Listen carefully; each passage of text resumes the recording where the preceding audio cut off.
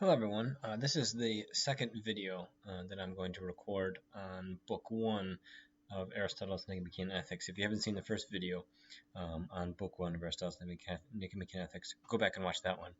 I should also say, in order to get the most out of these videos, you should have in front of you, while you watch them, the notes that I've made available on our Canvas webpage, as well as the text. I'll be using the text, reading from the text various times to bring forth some of the ideas that Aristotle is introducing.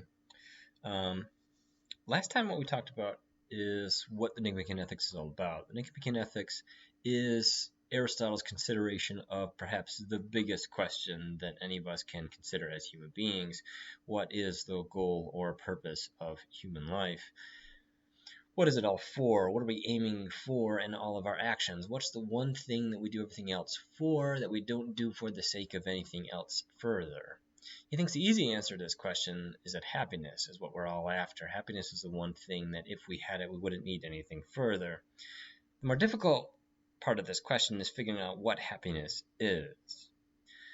So the question, what is happiness then? There are actually two sorts of ways to ask this question.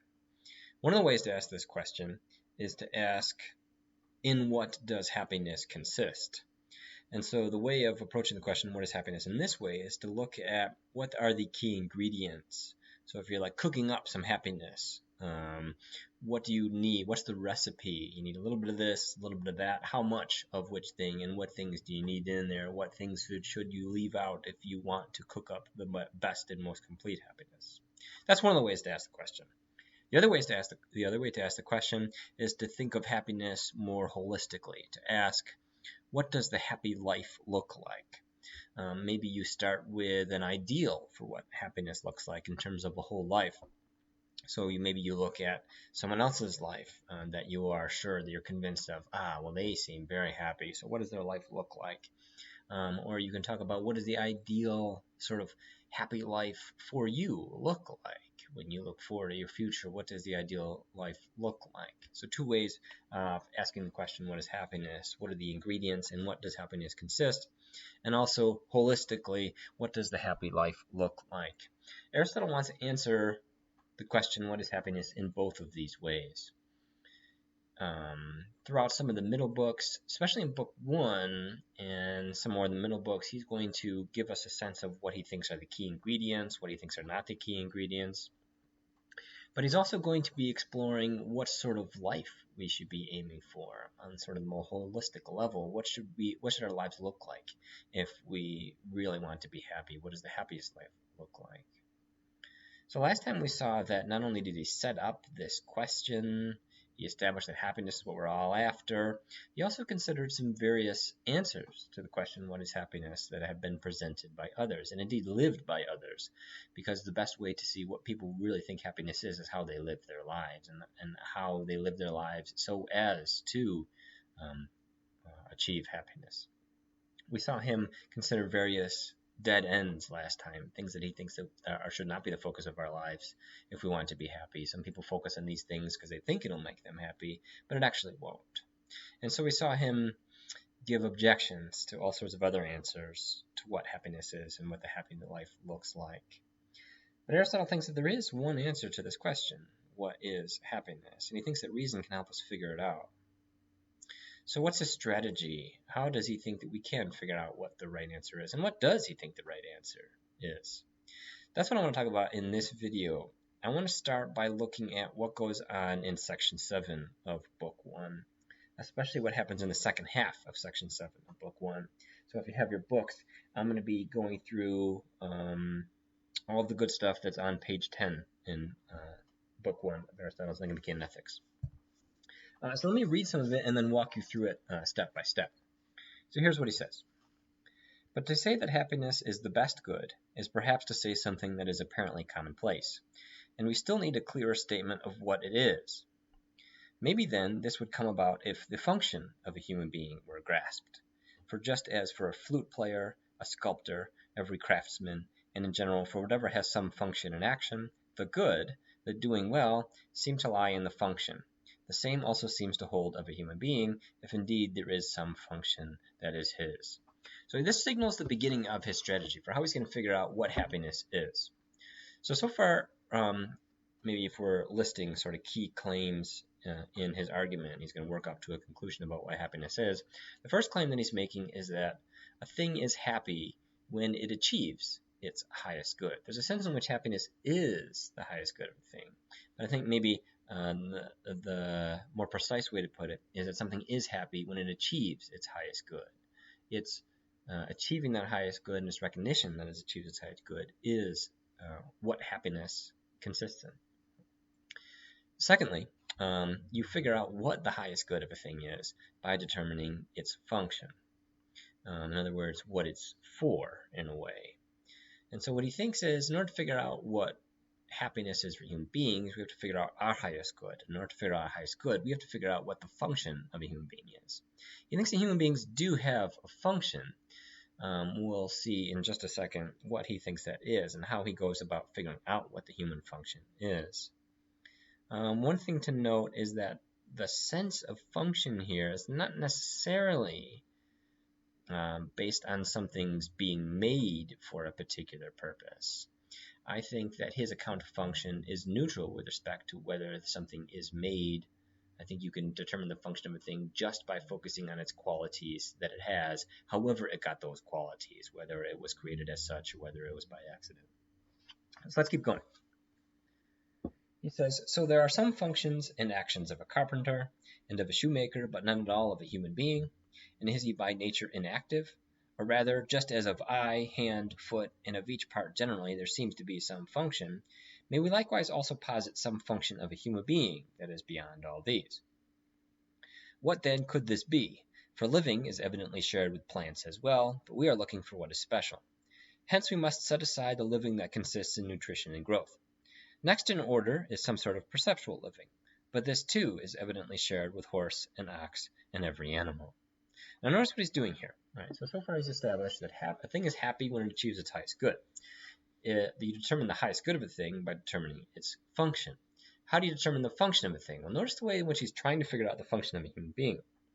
It's not by looking into the mind of some sort of creator, but the way in which he tries to find the function of a thing is by finding out what's special about it. In other words, what it can do that other things cannot do, or at least cannot do as well. So for example, what's the function of a sculptor? It's not to walk down the road. It's not to buy groceries. The function of a sculptor is to do what a sculptor can uniquely, what it can do that other people cannot do, or at least not do as well, namely to make statues.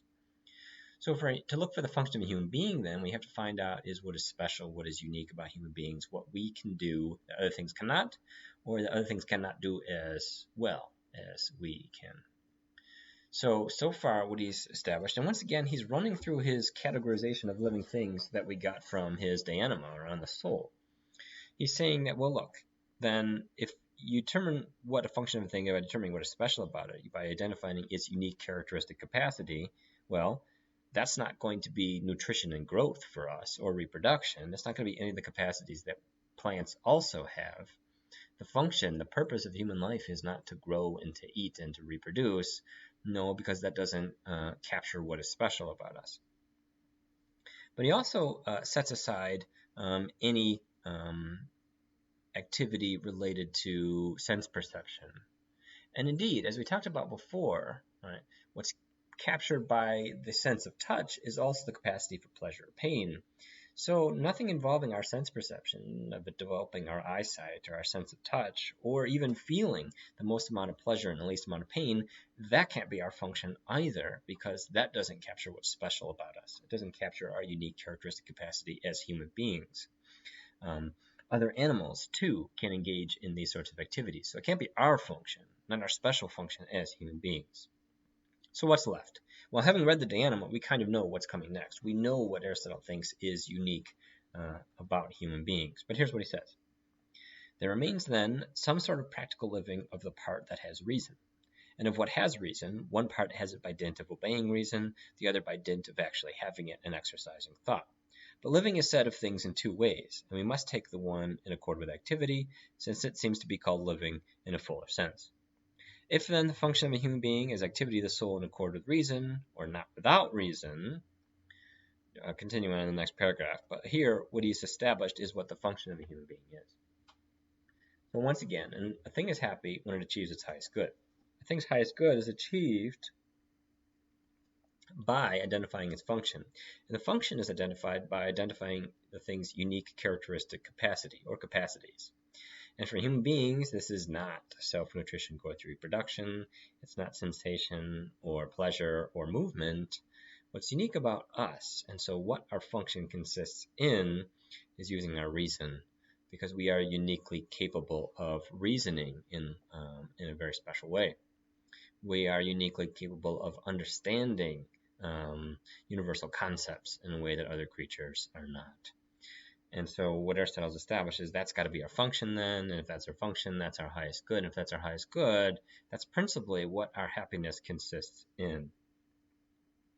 So he's identifying maybe what is the key ingredient then to our happiness. The key ingredient to our happiness is using our reason, is engaging in activity that utilizes our reason, that develops our reason to the greatest extent possible. What he's saying is that in order to really be happy, you have to live up to your full potential. You have to utilize your highest capacities, which for us is our reason. And so any way of a human being living according to which or in which they do not develop their reason, they do not grow in wisdom and in knowledge and in intellectual virtues, is not one in which that human being will ever really fully, deeply, completely be happy. It's an interesting and bold conclusion. But that we should use our reason in order to be happy is only one part of his definition. The rest of it is packed into this paragraph here. So I want to read the rest of it and then sort through what are the other key elements that he's identified. So he says, if then the function of a human being is activity of the soul in accord with reason or not without reason, and the function of a sort of thing we say is the same in kind as the function of an excellent thing of that sort, as in the case of a lyre player and an excellent lyre player. And this is unconditionally so in all cases when we add to the function the superiority that is in accord with the virtue. If all this is so, and a human being's function is supposed to be a sort of living, and this living is supposed to be activity of the soul in actions that involve reason, and it is characteristic of an excellent man to do these well and nobly, and each is completed well when it is in accord with the virtue that properly belongs to it. If all this is so, the human good turns out to be activity of the soul in accord with virtue, and if there are more virtues than one, then accord with the best and most complete. Furthermore, in a complete life, for one swallow does not make a spring, nor does one day, nor similarly does one day or a short time make someone blessed and happy. And so in that really long paragraph, which turns out to be only a few sentences, he has not only identified reason as our function and so as the key to our happiness, he's also building up a kind of definition, a kind of list of ingredients of happiness. And here's the definition that he comes up with. He doesn't put it exactly this way, but if we sort of compress all the things that happen in that paragraph, here's the definition that we come up with. Happiness is an excellent activity of the soul involving reason in accord with virtue over a complete life. I count 6 components of this definition: excellence, activity, the soul, reason, virtue, and complete life. These are the 6 elements of his definition of happiness. So let me unpack each of these components to see why he thinks that these are key ingredients and how they work together to provide his definition. So the first part, let's jump right to the reason part. We've already seen why he thinks reason has got to be in there, because using our reason is what allows us to fulfill our function, and something isn't happy unless it fulfills its function. So the key to our happiness, maybe the centerpiece, has got to be using our reason and developing it to the greatest extent. But it doesn't just involve reason, right? It also has to be an activity of reason, right? It's not just being reasonable, but actually using and developing your reason. So it has to be a kind of activity, something you're doing, not just something that you have. But it also is not just any old activity, right? Not just using your reason willy-nilly. You have to be using your reason well. Sometimes if you learn just a little bit, then there are all sorts of new ways in which you can be mistaken and you can mess up. So what Aristotle is saying, that not only do you need to develop your reason, you need to develop and use it well. That's where the notion of excellence comes in. It's got to be an excellent activity involving reason. What about the other parts of the definition? Well, the third part mentions the soul. It's an excellent activity of the soul involving reason. Well, why is the soul brought in here? Well, based on what we talked about with respect to his account of living things, and in particular human beings in the De Anima on the soul, what we know about Aristotle's account of the soul is that every living thing has a soul. There are different kinds of souls, but every living thing has a soul by definition. A soul is just that which makes something alive. And so part of what I think is going on with this element of his definition is that what he's saying is that happiness is, because soul is what makes something alive, a kind of living. It's not just a hobby. It's not just a singular act. It's a way of life. The other thing we know about the soul is, according to Aristotle, we human beings have two main components. We, like other things, are composed of both matter and form, matter corresponding to our body and form corresponding to our soul.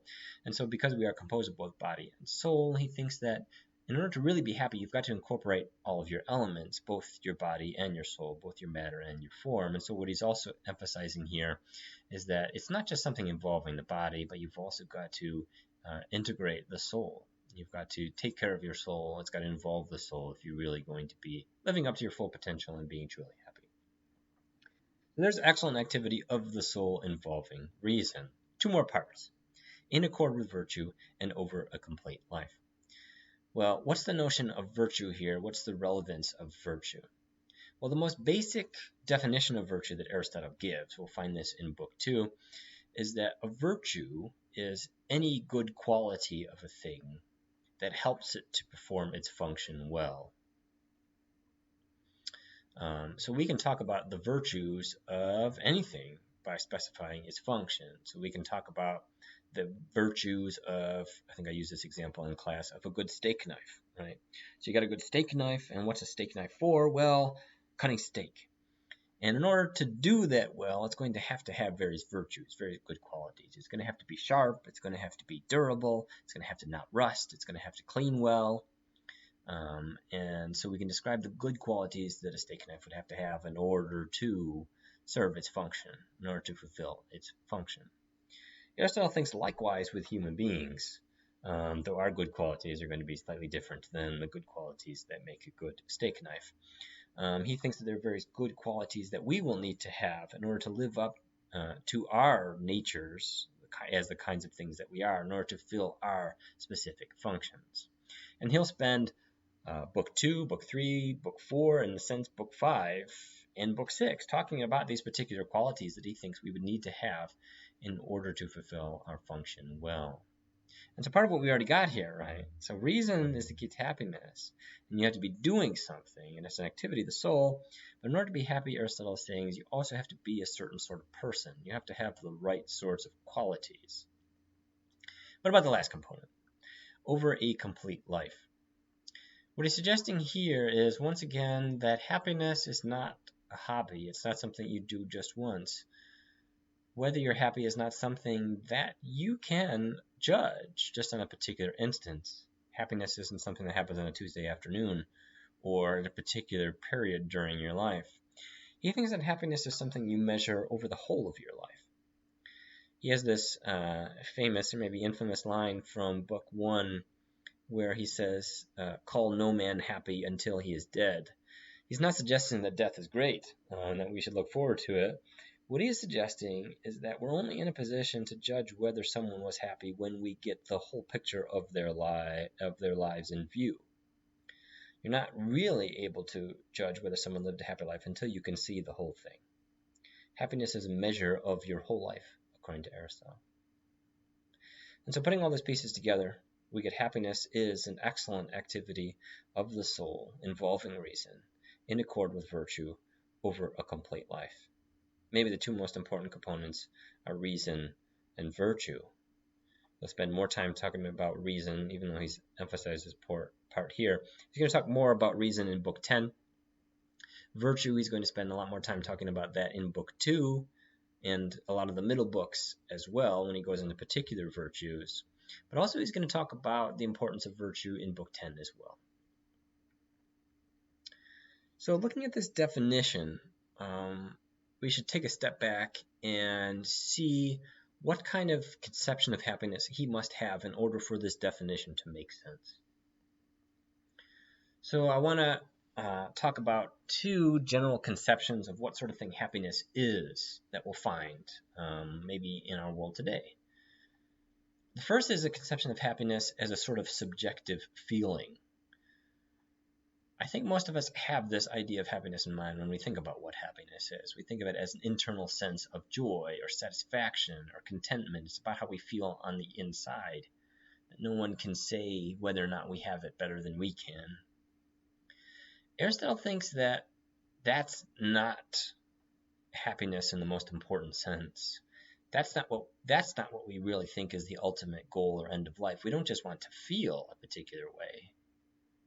And so the other conception of happiness is not as a subjective feeling, but as objective fulfillment or objective excellence. The idea of happiness here is it's not about how you feel, it's about how you are, it's about how you're doing, it's about whether your life is really objectively going well, whether you're living a good, full, excellent human life, whether you are sort of firing on all cylinders, really living up to your potential as a human being, whether you're living an excellent human life.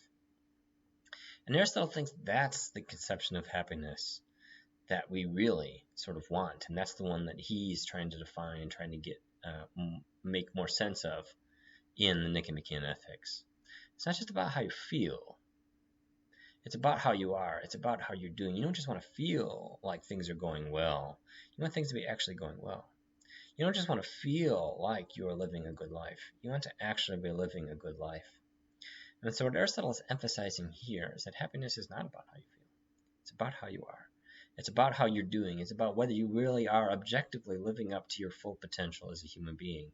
When you're doing that, when you're living the best sort of life that a human being can live, when you are exercising all of your highest capacities, then he thinks that's true happiness. And that's the ultimate goal or purpose of human life. Now this is only the end, it's not even the end, but this is the end of our discussion of Book 1 of Aristotle's Nicomachean Ethics. He's established that happiness is what we're all after. And now he wants to consider, well, what is happiness? In what does it consist, and what does the happy life look like? He's considered several options that he regards as dead ends. He thinks that reason can show that no human being would really be truly happy pursuing those sorts of lives or focusing on those sorts of goods. And what he's done in section 7 is he's given us something like a rough definition for what he thinks the right answer is. Happiness is an excellent activity of the soul involving reason in accord with virtue over a complete life. It's a kind of objective fulfillment measurement. It's about how your life is going overall. Happiness is sort of fulfilling your function and being completely fulfilled in terms of living up to your full potential. So he's identified several key ingredients, but we need to hear more. We should ask of him to give a fuller account of several of these ingredients. So for example, we might wonder, well, okay, if those are the ingredients, what does a life look like that meets all of those requirements or conditions? And we should hear more about these virtues. What sort of virtues, what sort of good qualities would I need in order to live up to my full potential as a human being? And what sorts of qualities should I avoid if I want to achieve happiness? That's what we'll talk about when we go over Book 2. He'll give a general account of what a virtue is for human beings, the different kinds of virtues, and then he'll go on to give us some specific examples of good qualities that each of us should strive to have if we really want to live meaningful and happy lives. So that's where we'll turn next. That's it for today. Thanks very much.